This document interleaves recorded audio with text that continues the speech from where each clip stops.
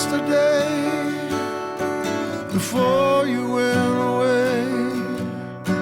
Remember when? This is Shred, and we need to talk. You see, Zakk Wylde just released a new track in memory of Ozzy Osbourne. But here's the question. Will this song tarnish Ozzy's legacy? Now, before we get our panties in a bunch, there's two schools of thought on the matter. By the way, if you're team anti-brain rot, consider dropping me a sub. We break the hottest new songs here and learn about what makes them great. So let's get back to this. Camp 1 thinks Zakk Wylde is doing God's work, spreading the gospel of Oz to the masses. I guess most people fall into this camp. But then there's Camp 2.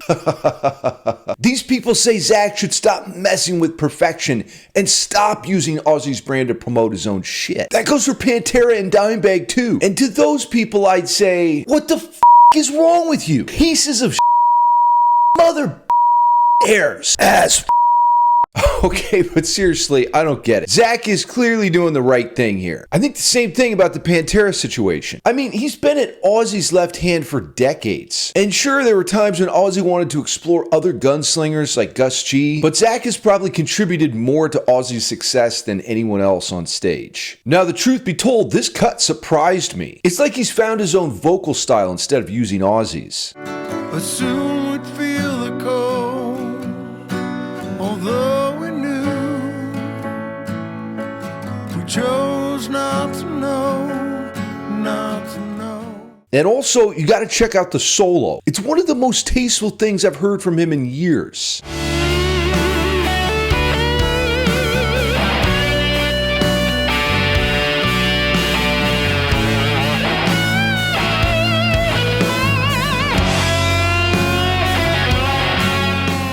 The 12-string, vocal harmonies, piano texture, the dramatic build to climax. Real talk, guys, this track gave me chills and maybe a little bit of moisture in the eyes. Now, if you're interested in the magic of songwriting and what makes a good track, I just want to show you a few things about Zakk Wylde's tune here. So, first of all, we're in 3 sharps, like I mentioned.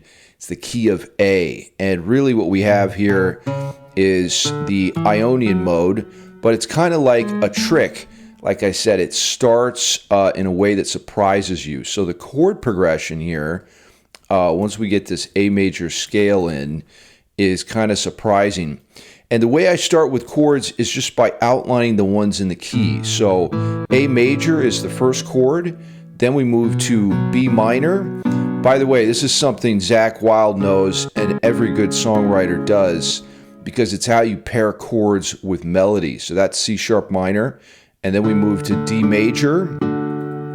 Next, after that, in the key of A, we have the 5 chord, which is E, which moves to F sharp, right there. And what Zakk is doing here is surprising, right? He starts on the 4 chord, D major, and then that comes down to the B minor or 2 chord, kind of another surprise. And then we go to the expected, whoops, not the 20th fret, but the, oh, there we go. We got A major, and then he slips down to F sharp minor. It's actually a chilling harmonic sequence here that works perfectly to commemorate the death of a loved one. So there you go. There's the magic chords if you ever want to write a requiem.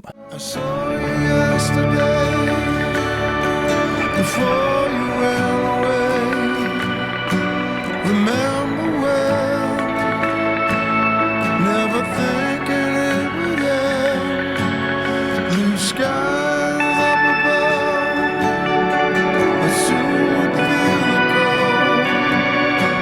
Although we chose not to know, not to know. It's